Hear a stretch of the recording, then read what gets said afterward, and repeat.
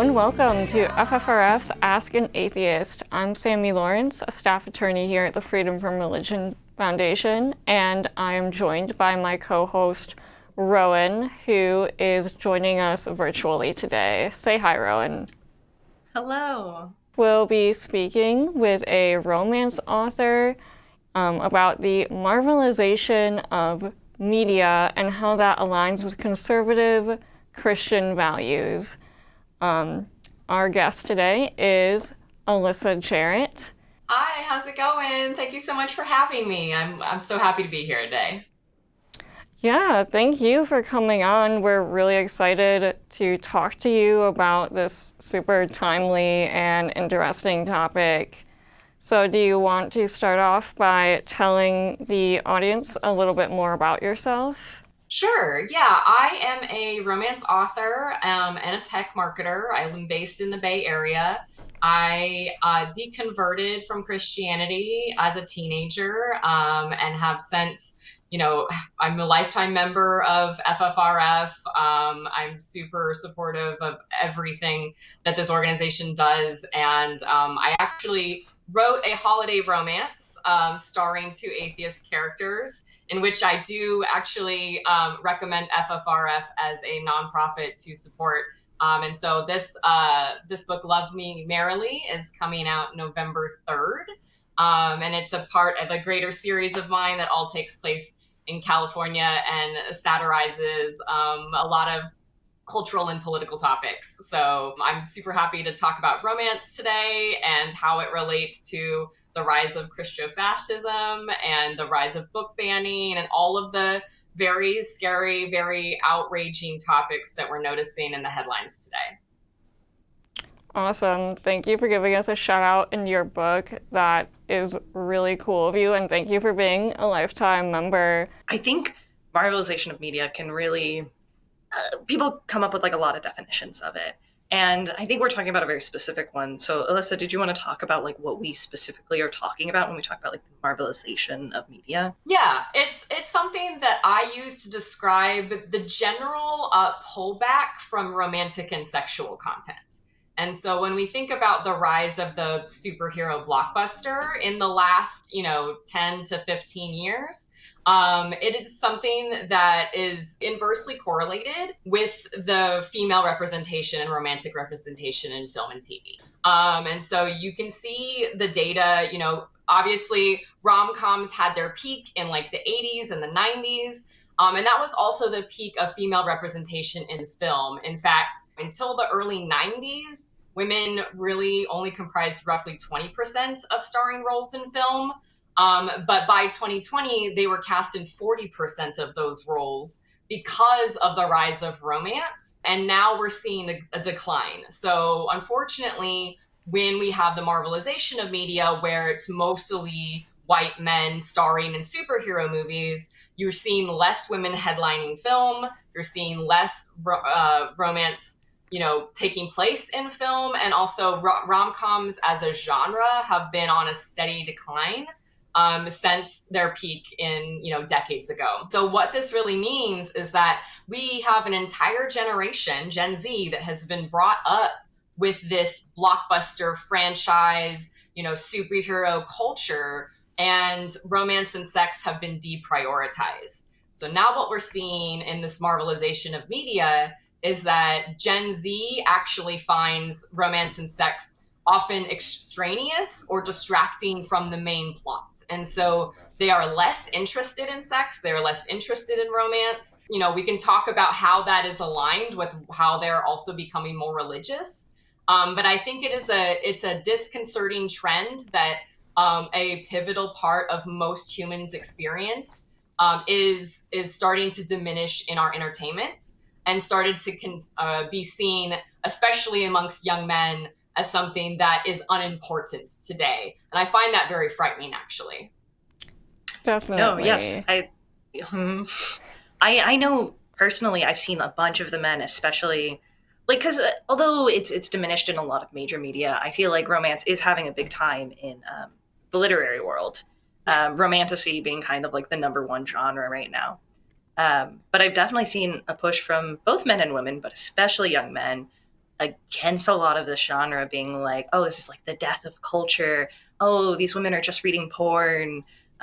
Being very against like these books just existing and people enjoying them, and being very diminishing on their, value as art even. Yeah, absolutely. And you can see the trends, right? So if women are less represented in film and TV, then where are women going to go to find themselves represented in stories? And so they are flocking to romance books. And so we're seeing that romance literature is on the rise, that we're seeing more people reading romance, and also more diverse groups. So younger readers of romance are more diverse in sexual orientation, in ethnicity. And so we're seeing this has become an escapist haven where they can find the love stories that they no longer see on the big screen. And so while I do appreciate that as a haven because I am a romance author, I find that, again, like, it's disconcerting that this has to be the avenue in which we see love portrayed in a healthy, non-toxic manner. And I think that's a lot of what the culture gets wrong if you're not a romance reader, is that often people find that it lacks literary merit. We can come back to that because that is often used as a way to label romance novels obscene and get them banned from schools and libraries. And so, we're noticing that the more you dehumanize romance readers and romance writers, that it's just giving the religious right an excuse to ban all sexual content, especially ones that are made for adults. Like, I write for adults, and obviously I support the freedom of speech and expression. And so this is something that I'm noticing quite heavily, that more young women are flocking to romance books to find the book boyfriends, where the young men in their life may not be up to par, right? And I think a lot of the times when we're seeing with the religiosity of young Gen Z men is that the more radicalized they become and the more progressive young Gen Z women become, the greater this gulf will exist. And then it's basically a self-fulfilling prophecy where we have men becoming more conservative and more religious, women becoming more liberal and progressive. And media is the canary in the coal mine of where they're flocking to, what communities they're building. Definitely. I think you made a lot of good points that we agree with. One thing I want to go back to is you mentioned fewer romance plots in movies and visual media. I believe The Economist did a study where they found that even though there are fewer sex scenes in film now, it was about a 40% drop between the year 2000 and 2024.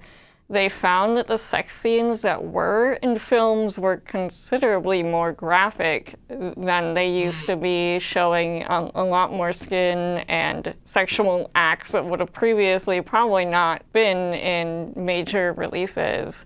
What are your thoughts on that interesting correlation? On one hand, I appreciate all sexual content in all levels of explicitness, right? I write romance and I don't get offended when someone calls romance novels porn because I'm not offended by porn. And so if someone doesn't want to read explicit sexual content, that's their prerogative. But I'm also an adult writing for adults, and the levels of explicitness in romance vary. That said, in terms of visual media, what I'm noticing, especially as we lack female representation in film and TV, a lot of the times the sexual content that does get depicted is for shock value.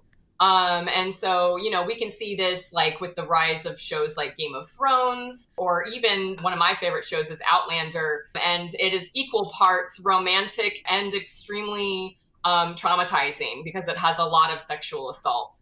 And so, unfortunately, the sexual content that we see in film and TV isn't necessarily romantic. And that is often a terrifying concept. So you're not necessarily finding extremely healthy relationships. I don't think that media necessarily needs to be a role model or to teach anybody anything. But I think one of the misconceptions is that romance isn't healthy for people. And I fundamentally disagree with that. Whereas I would rather a teenage girl read a romance novel than get their sexual instruction from the internet or from their friends, or especially the young men in their life. And so I think that teaches you healthy boundaries. Every romance novel today is talking about explicit consent.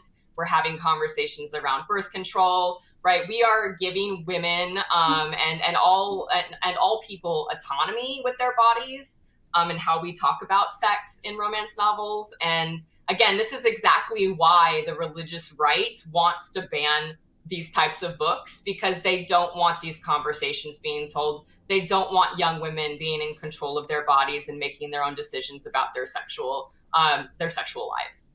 I do very much agree with you, especially as you were talking earlier, that the kind of crux of this is like a feminist issue. That a lot of these kind of religious right who are very kind of have this Christian patriarchal system in their heads kind of want to demean a lot of the things that are important to women, and also deny women the autonomy to desire romance, desire sex. Like, they're not supposed to do that. They're supposed to get married to the man, take care of the children, and all that sort of stuff.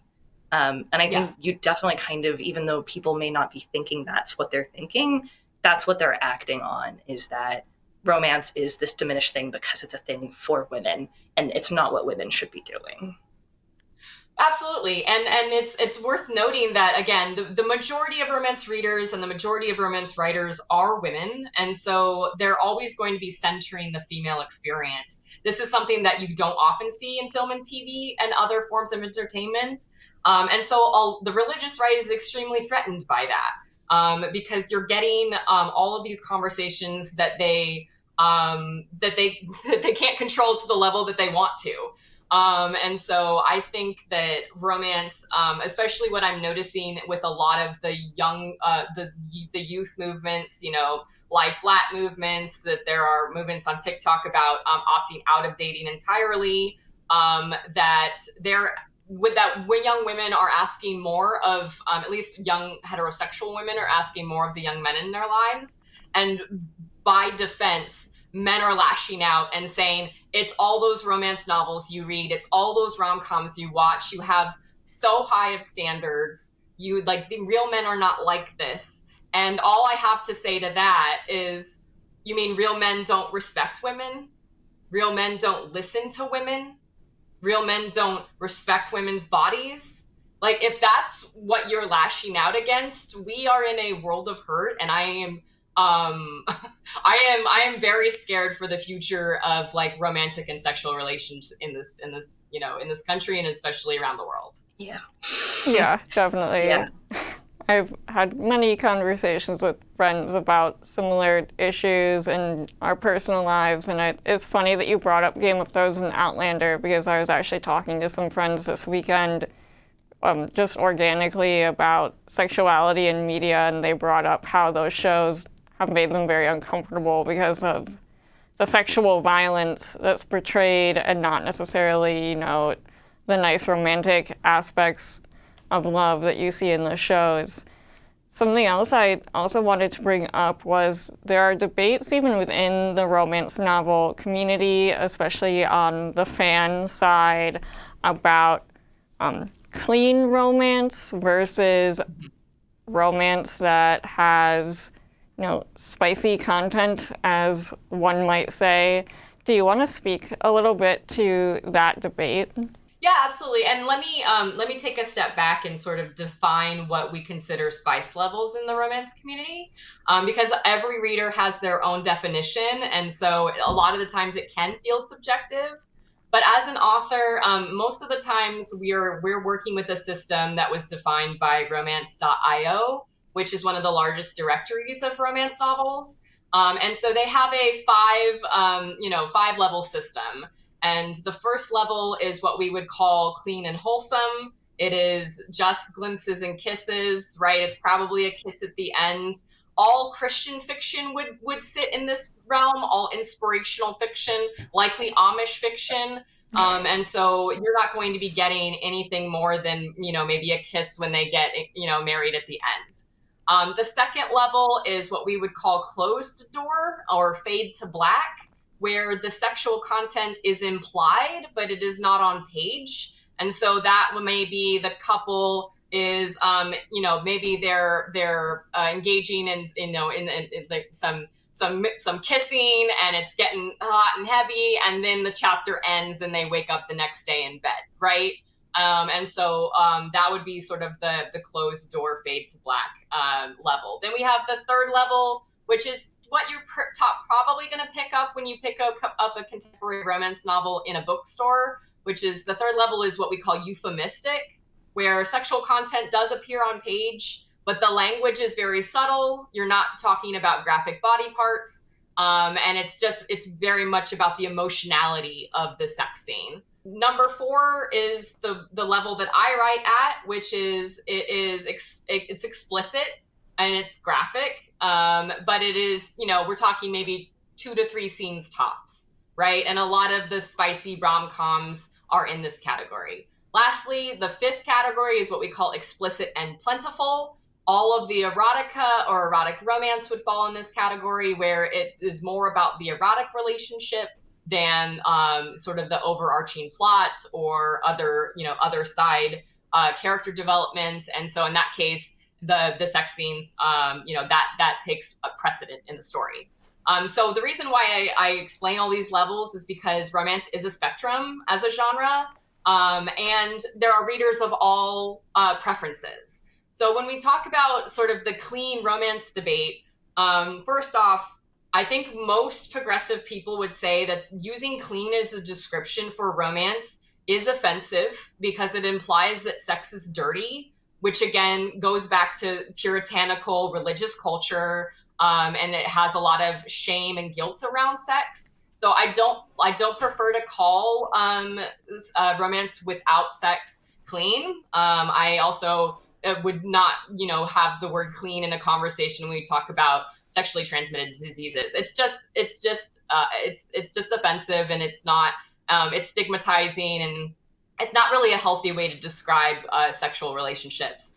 In case I prefer talking about things more explicitly or more specifically, I should say. Whereas, like, if we have a romance novel without sex, you could say that. Or a lot of people do, describe this romance as sweet instead.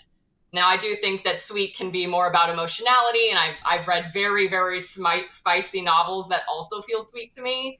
But I do prefer that as a descriptor. The reason why there is a debate is because Amazon, which is the #1 retailer of books in the world today, uses clean and wholesome as a category. So it is literally a virtual bookshelf. So it is a way for readers to identify books that they may want to read, but it perpetuates the stigma about sex. And so I would say to any romance reader, figure out what type of sexual content you appreciate in novels, and then just be really mindful about how you're talking about it, so we don't shame people one way or another, right? Like there's no better or worse when it comes to how explicit do we want our romance novels to be. But we definitely want to be mindful that, these are real people reading these books. And, I always try to be respectful on both sides of the fence. It's weird that it's kind of declared like a debate, because it is just like different readers prefer different things. And we should just be okay that all of these exist, because we have space for all of them. Yes. And it's very odd that we're like, well, these are the good ones, and these are the ones that, like, people that we disapprove of read. Like, these are the gross ones. And it's kind of odd because it's just a novel. Also, a bunch of young men today, too, people in general are like, what's up with all these, like, naughty books that are at, like, the spice level 4 or 5? And you're like, your mom was reading Harlequin novels back in the day. Like, these aren't new. Like, these are definitely a thing that's been around for a long time. It's odd that suddenly all this pressure is coming on them now, and they've been a thing for a very long time, since like the 1700s with the Marquess de Sade. We've had erotic novels. Yeah, well, I can speak to that a little bit about why they may seem more mainstream today. And we were talking about historical romance before this call started. And the reason why we're seeing a lot of coverage of romance today is because of the decline of the mass market paperback. And so if you notice in most bookstores, they're all trade paperbacks, which is, again, on my bookshelf here, most of mine are their hardcover or trade paperback. And that means that romance as a genre is often shelved with all other contemporary fiction. And so this makes things a little challenging, especially if you're an independent bookstore that doesn't have a romance section. So all women's fiction, all romance, all literary fiction, all contemporary fiction gets shoved on the same shelf, right? This is why, like, I personally wouldn't put Sally Rooney in the romance category, but she is positioned against other authors that are similar. And so oftentimes you'll see folks that aren't actually standard romance novelists paired with romance novelists. And so I think what happens then is we have this sort of flattening of literature that makes it hard for readers to find what they're looking for, especially when they all often have illustrated covers. Now, again, I have illustrated covers. I love them.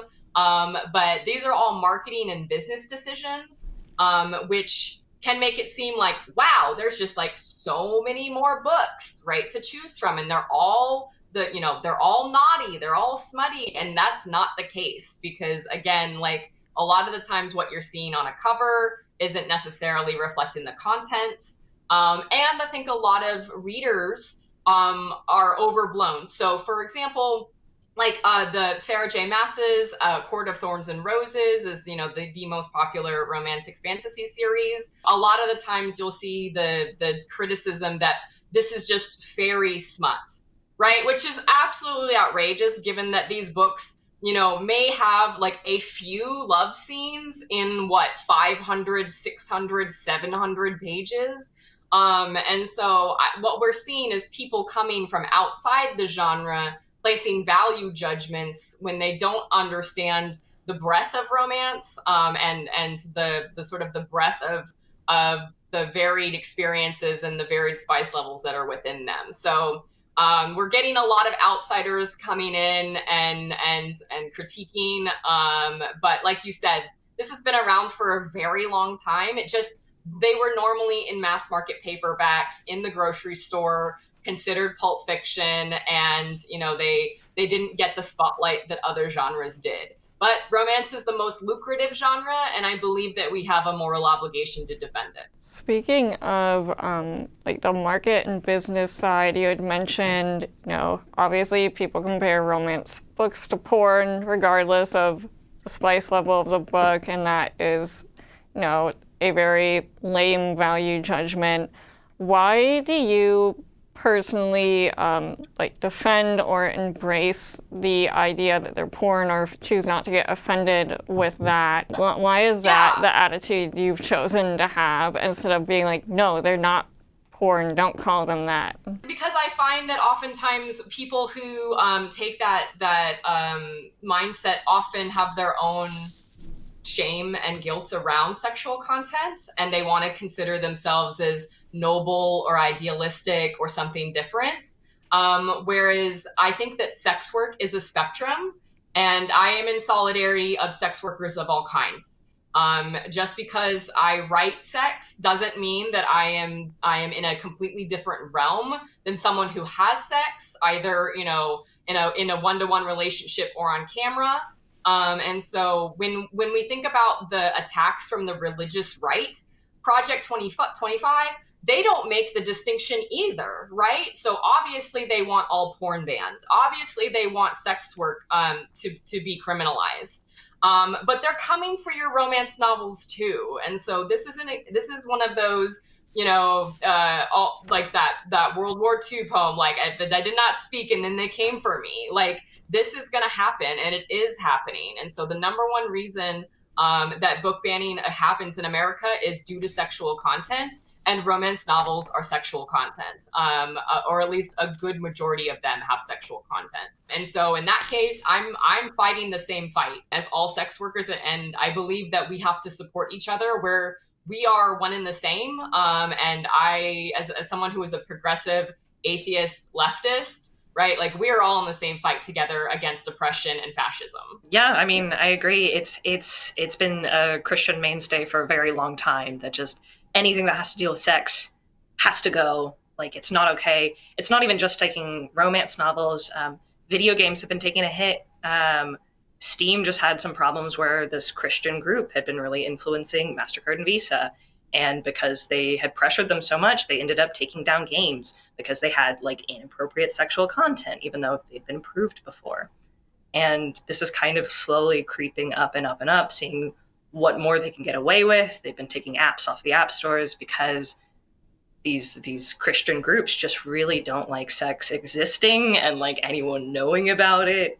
And it's very bizarre. It's interesting that you mentioned video games too, because it's indicative that men, they want to objectify us, but they don't want to actually give us any autonomy. So as you can see with the backlash against Bella Ramsey on the Last of Us series, right? The primary, I would say, gripe that young men had is that they weren't hot enough, which is absolutely ridiculous.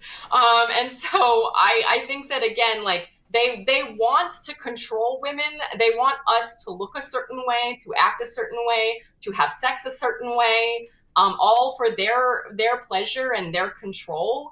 And so any media that differs from that or centers women and other marginalized groups they consider that a personal attack. It's definitely just this kind of last grip of like this patriarchal Christian mindset, and things aren't going their way anymore and they don't know what to do about it. And so they're like, we have to get rid of everything. The women are learning. We can't let them do that. Yeah. Well, and you say last gasp, but unfortunately, the data shows that Gen Z is getting more religious. And so I was pulling some stats, and according to the Pew Research, right, we are actually seeing a plateau of secularism, that like Christianity is having a mainstay like between 60 and 65%. And as the chart shows, Gen Z is actually half as likely to identify as atheist as their parents. And that is driving Christian book sales, especially Bible sales. And so again, as young men have become red-pilled by inflammatory pundits like Andrew Tate, Jordan Peterson, Joe Rogan, they see empathy as a weakness. They think love and romance is a weakness. They think of it as simping, right? Like, God forbid that you actually respect a woman and treat her nice. And so, unfortunately, what we are seeing is a backlash against the secularism, the rising secularism of previous generations. And I do believe that the Marvelization of media is a contributing factor here. That if we had prioritized female experiences, that we had prioritized romantic and sexual content, that we showed young people how to have healthy relationships, and that we made sure that this male loneliness epidemic wasn't self-inflicted, then we might be in a different state today. But unfortunately, this is the reality, that we have young men becoming radicalized and young women saying, to hell with that, I'm just going to read my book Boyfriends and call it a day. Definitely. It is a huge problem. And is that part of why you have chosen to explicitly write, secular characters, and, your novella that's coming up is explicitly atheist? Is that sort of fueling that idea behind, where you could instead just have a romance where you just don't bring up religion or the fact that the characters don't believe in anything and just leave it an open question? I do. I love romance so much. And I would say the vast majority of popular romance is secular in the nature that they don't talk about religion. Unless it's explicitly, a Jewish romance or a Hindu romance. This is something that, you just have the baseline, you just don't talk about it. And this can be really challenging in the holiday romance category, which, we're now in the season of, because there are a lot of, Hallmark-esque type romances that talk about Christmas, and talk about the reason for the season, or talking about, morality and doing good and doing right by your community. But they don't talk about religion. and they don't talk about the lack of it. And so I hadn't read an atheist romance before that was explicitly labeled as such. And so I set out to write one. And so all of my characters are secular. They do have discussions around the fact that, you know, they're not going to have children because I'm child free by choice as well. And they don't prescribe to any religious philosophies. But in this specific book, Love Me Merrily, it's about a woman who she was raised in a fundamentalist community. And then in her early 20s, her partner had died in a rock climbing accident. The book takes place in Yosemite, and obviously that's, you know, it's a gorgeous place that I love so much. And so basically when she loses her partner, she becomes disillusioned because her community doesn't support her in the way that she wants. And when you think about grief, there are so many religious platitudes that are just infuriating, right? Like, he's in a better place, or everything happens for a reason, or you know, they're like this was meant to happen. And that's just so offensive to someone who has lost someone and doesn't prescribe to those religious beliefs. And so I wanted this person to have deconverted, become an atheist, and then found an atheist partner, and overcome her grief, right? To learn how to love again, and to learn how to be loved by someone who loves her exactly as she is, that isn't going to, you know, want her to, you know, think a certain way, and to celebrate Christmas on their own terms, right? And so we have this holiday montage in the book where, you know, she's like, why do they have to be called snow angels? Like, why does it have to be a religious thing? Like, and so they're like, well, let's just call them snow Gandalfs, right? They're just wizards, right? They just have capes, you know? Like, we can define our holiday traditions on our own terms. And I take that into all of the ways that I live my life, right? Like, atheism to me is so liberating because I don't have to prescribe to any particular dogma, right? Everything is on my own terms.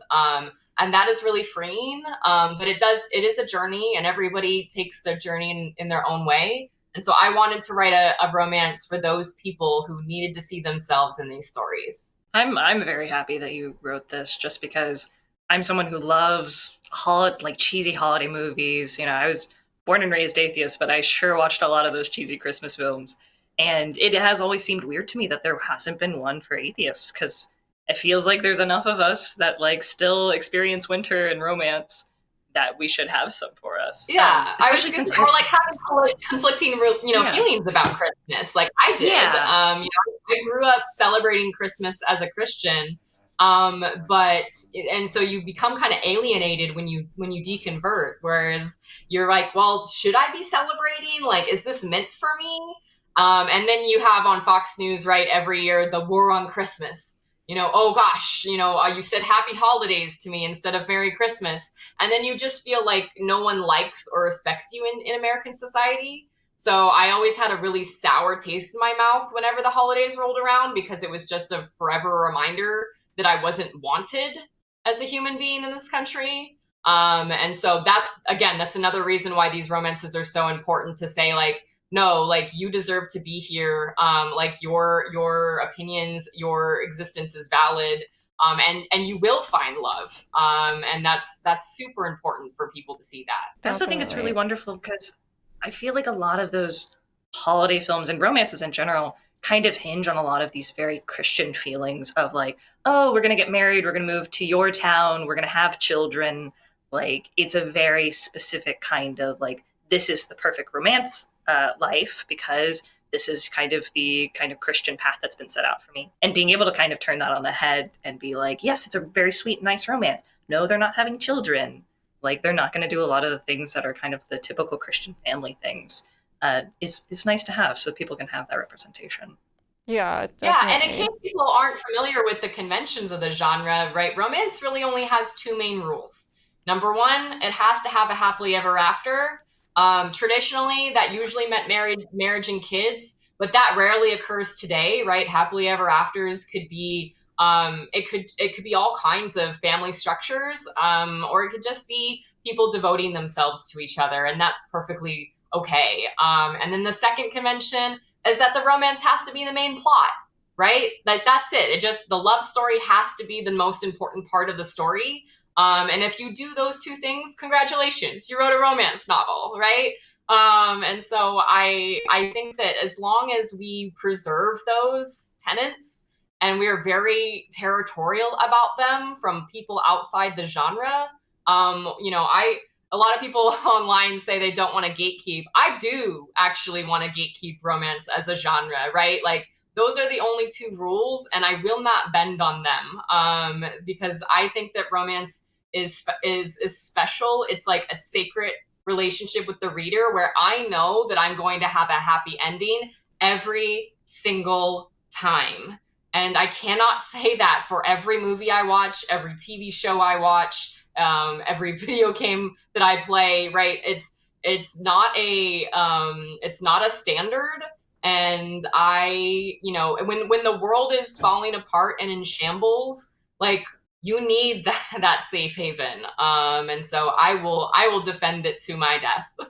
I just wanted to ask, what other opportunities do you think that authors, artists, other creatives have to push back against the Marvelization of media? What can other creative people do to, help move the needle in a more progressive direction? Well, might be a hot take, but I believe that romance will progress as a genre when we bring it out of the shadows as much as possible. And so I am very upfront that I write under my legal name. This is not a pen name. I was a journalist prior, and I've been writing online for tech startups for over a decade now. And so I'm very comfortable being what we'd call like a public figure, because it's important for the people in my network and the people in my community to know that I write romance, to know that it's not a shameful thing, that I am running a small business, that I'm as credible and legitimate as anyone doing any other artistic pursuit. And so while I know that there's a lot of reasons why people may need to mask their identity, right? They may not be as safe. They may not have as much privilege as I have. But for the people who are safe and for all who are privileged, like, I think it's important for you to be an advocate for your community, because the more that the people see, like, oh, Alyssa's cool and she writes romance, I guess romance is cool, right? Like, the more we all do that as a society, the more we're going to be accepting and normalized these kinds of stories. So, I'm going to take one for the team, but I would say that to any creative, like, be loud and proud about your work, just like I am loud and proud about my atheism, right? Like, if you stop treating it as something to be ashamed of, other people can't be ashamed of it either. Yes, 100%. And that actually leads nicely into one of our first audience questions, which is about the phenomenon of self-censorship online. For anyone who doesn't know, social media platforms like TikTok will basically block or essentially mute your video in feeds if you use certain words that they think are bad. So for example, on TikTok, it's common to see people use the word unalive as opposed to talking about death or suicide. Do you, see self-censorship in, media and content creation and romance novels? And what do you think will be, ultimately the straw that breaks the camel's back and causes people to kind of leave social media platforms if self-censorship becomes, too obtrusive or too necessary? There's a lot that we don't know about these algorithms. So I would say first and foremost, don't self-censor without any sort of context, right? Like, you don't necessarily know that negative actions are happening based on the language that you're using. So I wouldn't necessarily come with that mindset. That said, it does occur. And so unfortunately what happens with euphemistic language like that is it isn't clear anymore what we're talking about, especially as it comes to sexual content, for example, in romance novels. That's why spice levels tend to be very murky and subjective. because everyone has their own definition, which again makes a really terrible book buying experience if you're trying to get recommendations on social media.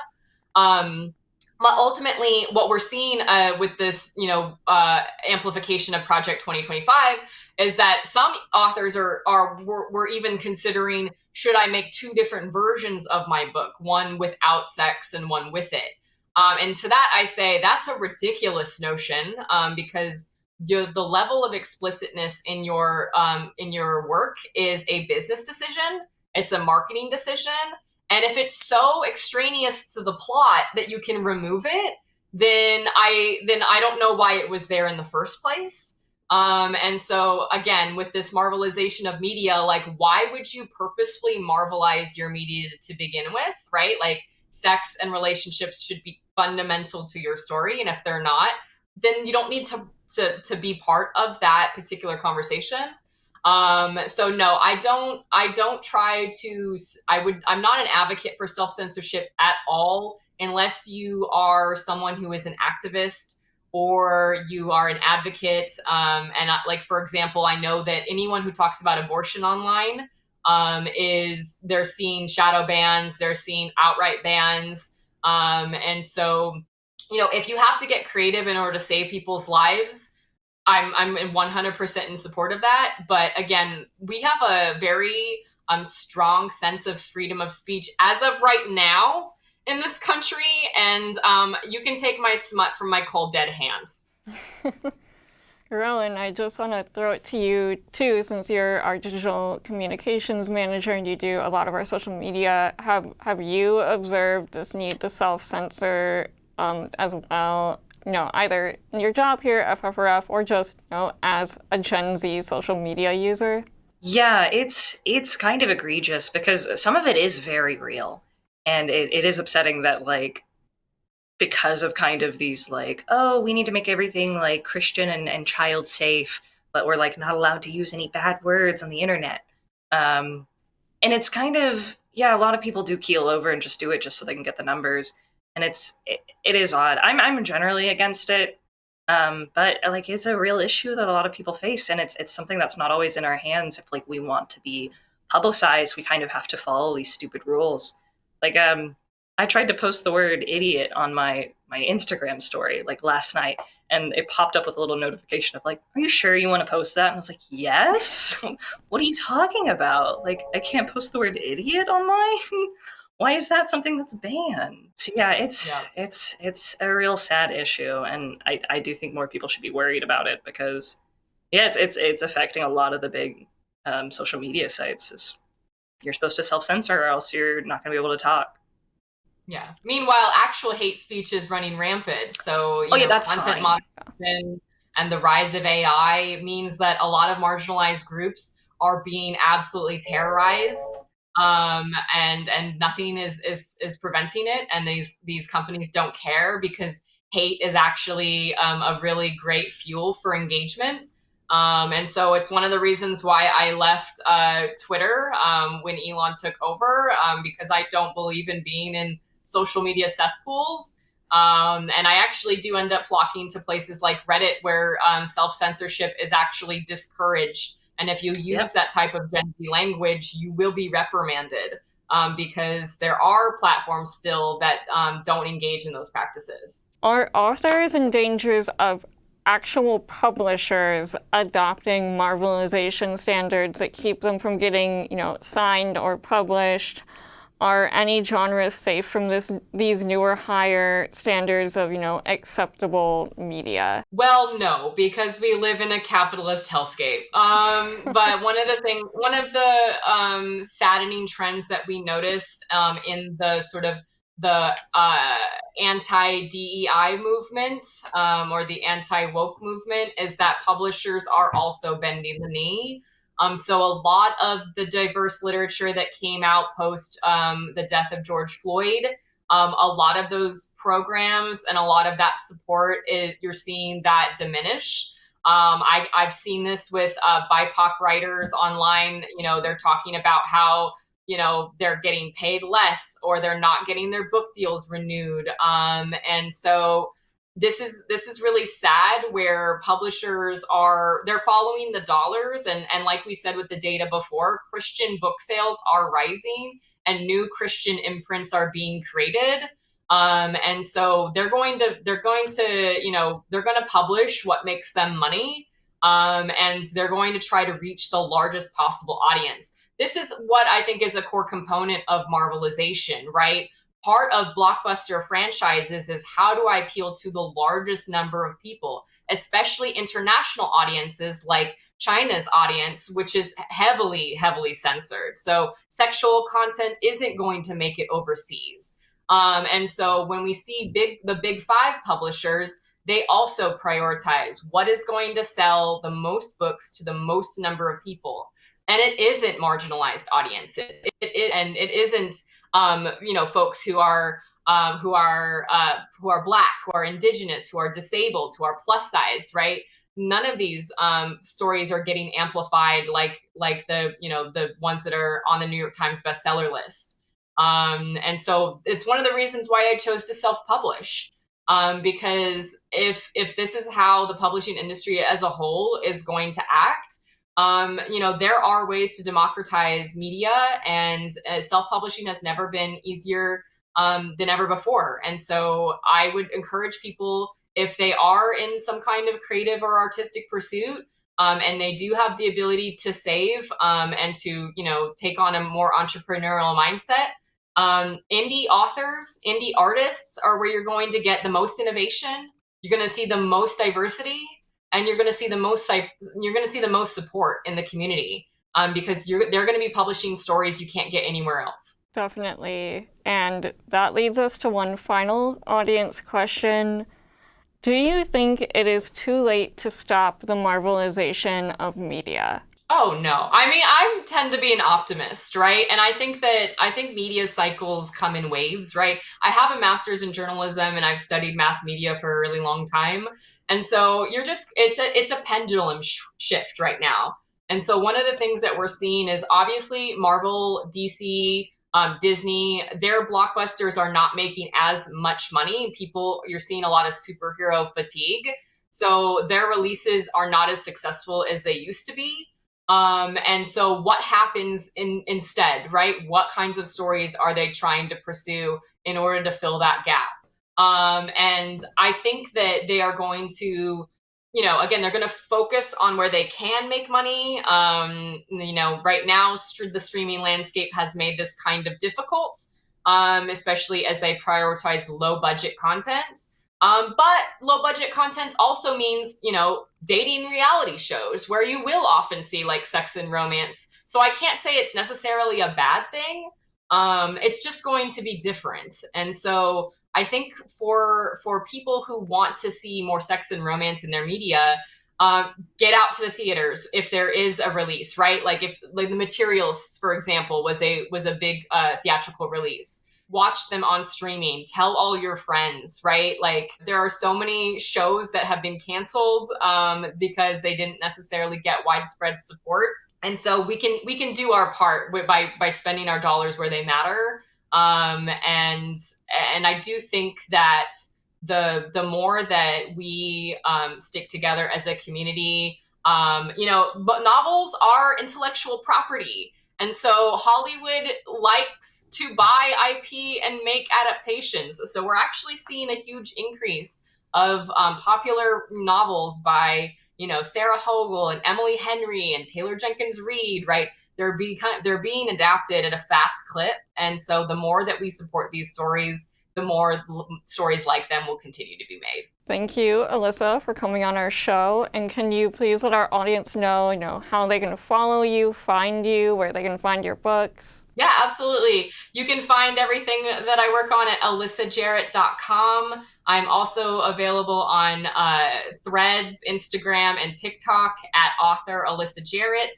And again, my latest release is a Atheist holiday romance. It's called Love Me Merrily, and it's going to be out November 3rd, and pre-orders are available now. Awesome. I cannot wait to read it. And that wraps this week's episode of FFRF's Ask an Atheist. You can also find Free Thought Radio at FFRF. ffrf.org/radio or wherever you get your podcasts. And be sure to check out the latest episode of We Dissent, the only podcast hosted exclusively by women constitutional lawyers discussing state-church separation. Listen and subscribe to We Dissent wherever you get your podcasts, or check us out online on we-dissent.org. Finally, if you want more information about the Freedom from Religion Foundation, check out our website at ffrf.org. If you're a member already, thank you. And if you're not, please join us. Thank you for coming to this week's episode of FFRF's Ask an Atheist.